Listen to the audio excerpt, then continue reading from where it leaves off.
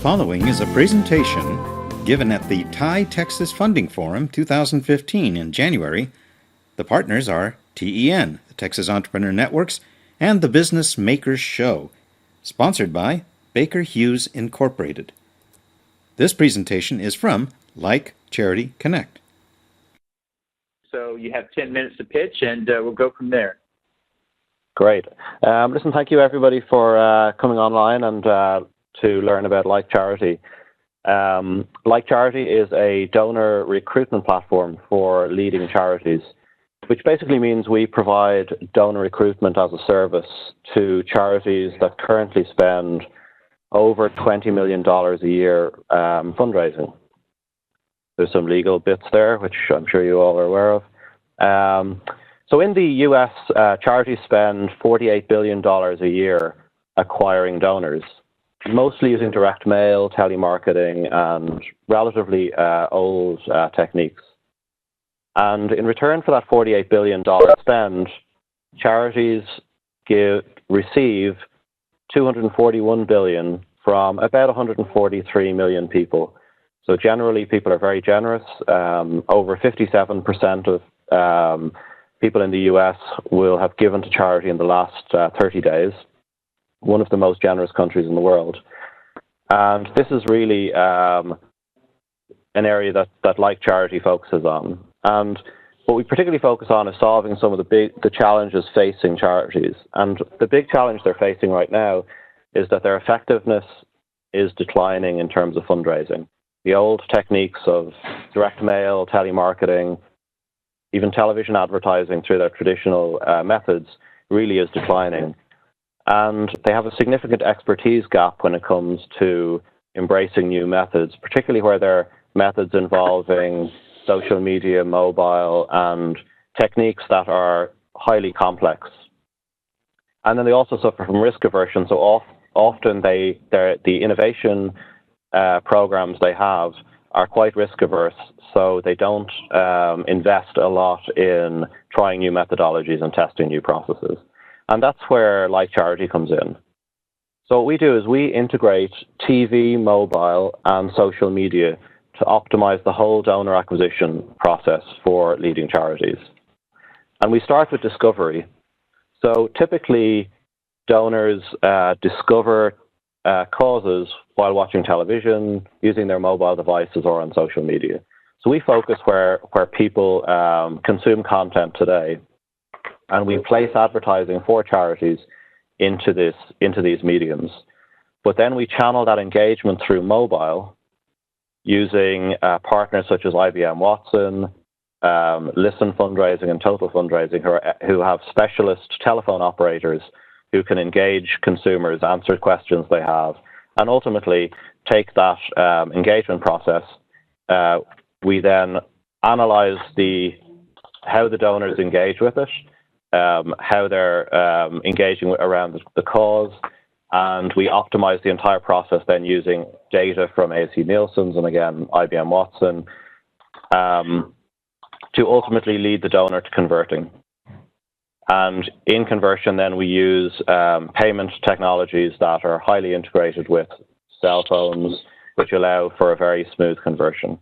And overall, we deliver to charities donors using the same budgets that they've currently allocated to donor acquisition. We can achieve very significant improvements in their cost of acquisition, and indeed the quality of the donors that we recruit tend to be better engaged and ultimately deliver more income to the charity than typically. So the Like Charity team has considerable experience in direct response television. Myself, I've been involved in direct response television for about 15 years. Typically, I've been working with TV shows such as American Idol and those type of shows, mostly in Ireland and the UK, and developing content that cause people to respond through their mobile device and engage. So I've done that for 15 years. My COO, John Kine, has worked with me over about 10 years of that. And likewise, my CTO, Peter, was with AOL in Europe and managed a lot of their billing and payment platforms in the European market. And then in the US, we have Brent, who's a an LLM, a master's in law from Duke, and has significant startup experience as well. We have a very experienced team with a lot of experience in the sector, and we're seeing significant traction. We have 250 charities using our platform in Ireland. Over 900,000 people have donated through the platform, which is almost 25% of the population in the last 18 months. We currently have contracts with leading nonprofits totaling about $3.5 million. And typically these contracts involve the nonprofit allocating a portion of their current budget to us to deploy. So current customers, we would work with international organizations like Sightsavers International. In Ireland, Trócaire is one of the leading non-profits in the Irish market. Age UK then is a top 30 charity in the UK. They spend about $20 million fundraising. Irish Cancer Society, we've done significant work with them over the last year. And Covenant House, then a US charity, they spend about $20 million on direct mail at the moment and have allocated us $500,000 to acquire donors for them. And then more recently, we started to work with the CDC Foundation and Paul Allen Foundation.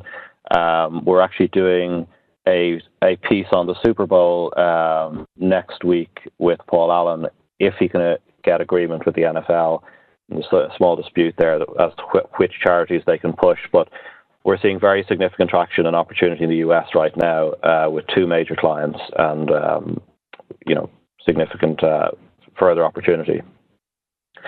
So in terms of our model, we target charities who are currently spending over $20 million a year. Typically, in the US, there's about 1,500 of those. We expect about 250 of them to be a good fit for our model. Typically, our model is geared towards international aid charities and health charities. So it would suit the likes of the Red Cross, American Cancer Society, and charities where there's a strong consumer engagement piece. And the charity basically pays us to acquire donors. So they look at their current cost of acquisition when they factor in cost of media, cost of production, and all of that. And we boil that back to a cost per acquired donor. And we can guarantee that they can ultimately acquire donors at a lower cost by allocating their existing budget to us. Typically, we also use a lot of their existing creative. We recut it so there isn't a significant kind of services component to us. It's mostly built into our platform.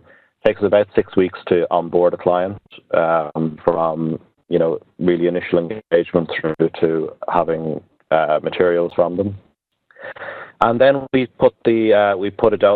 develop a donor recruitment process, which at this stage is very much a cookie cutter. We've implemented it a number of times now and uses our technology platform to optimize lead generation, mobile conversion, and then integrates with a number of call center partners to optimize the donor engagement and conversion process. And for our revenue, we basically are paid a fee per donor acquired. And we would typically, when we take all of our costs in, which would mostly include advertising, media, call center costs, and so on, we target to achieve a 50% margin, which we have successfully achieved with clients. And so we have strong revenue potential. In terms of our US strategic partners and advisors, David Kine is one of our key partners and advisor. He has significant experience in PR, public service television, and live in-show placement, where we place partnered celebrities on live shows to talk about causes to engage the public and then have the public respond through our platform to donate. And we've seen statistics as high as 15% of the viewing audience respond and donate to a cause. When we use this model, it's highly effective. Tony Bessie is the president of Canela Response Television. They're one of the largest direct response television agencies in the US. Tony's on our advisory board and works with us on TV media inventory and optimization across the US. Strauss Zelnick is the current CEO of Take-Two Interactive, one of the largest video game companies in the world. He's a private equity investor and there's a lot of experience with 20th Century Fox, Sony, BMG. So in terms of media, has been excellent for us. In terms of where we see the business going, we're focusing very much on large organizations. We expect revenue to grow very significantly over the next 3 years, targeting 10 clients in each market that we're active in, primarily the US, UK, and Ireland, and then growing revenues off the back of these 10 clients. And we're targeting a $300 million enterprise value in 2016, and that's based on valuations of WPP and Omnicom, who would be typical acquirers. Key milestones then, we launched in 13, took seed investment end of 13, really grew the model, started monetizing just really third quarter, fourth quarter last year. We're doing about $75,000-$80,000 a month in revenue at the moment, and we're raising $1 million to drive out those existing clients. We have 750 committed at the moment and are looking for a further 250. So if you have any questions, I'd love to answer them.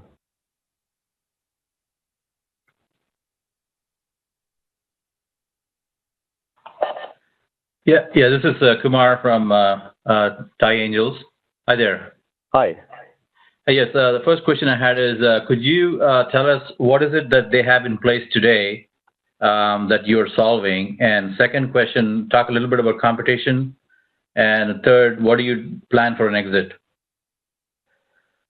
So in terms of what they have in place today, typically they use a number of different suppliers depending on the piece of the acquisition that they're doing. So they will typically contract with a creative agency to create a campaign. They'll a media buying agency, a call center, and so on. And they'll do a campaign, a kind of a one-off campaign. And because each of the components aren't really integrated highly, and there isn't technology threaded through them all, they find that the results are very unpredictable and typically, very unpredictable and also considerably lacking optimization. In terms then of an exit, I think we're looking at the likelihood of an Omnicom. So Omnicom have a non-profit section within their agency. Most of the business that we would take from most of the revenue we're taking is the existing 50 billion that's being spent. Most of that's being spent through the likes of Omnicom and so on. So we would expect a potential exit through WPP, Omnicom is most likely. Who are you competing with right now? I suppose we're competing with primarily the likes of Omnicom.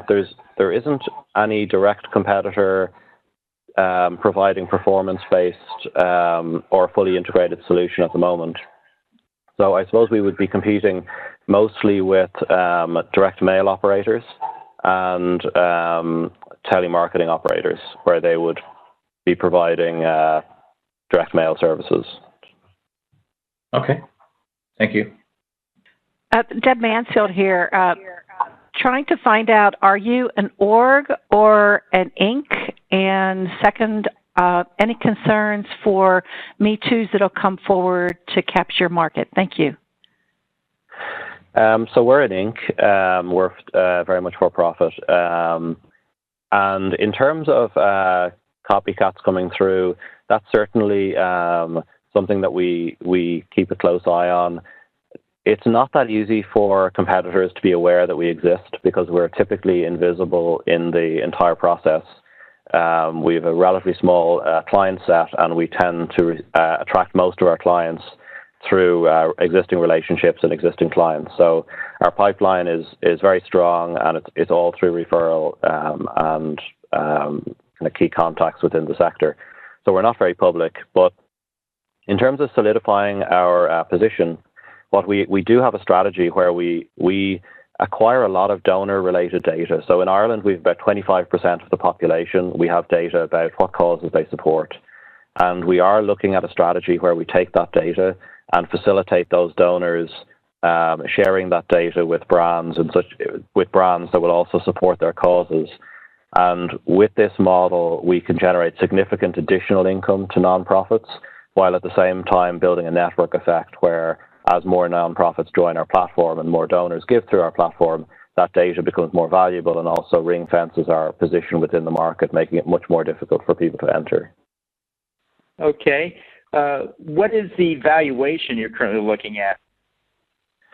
So we're doing a valuation of $6 million at the moment. So it's a $6 million pre-money valuation. Okay.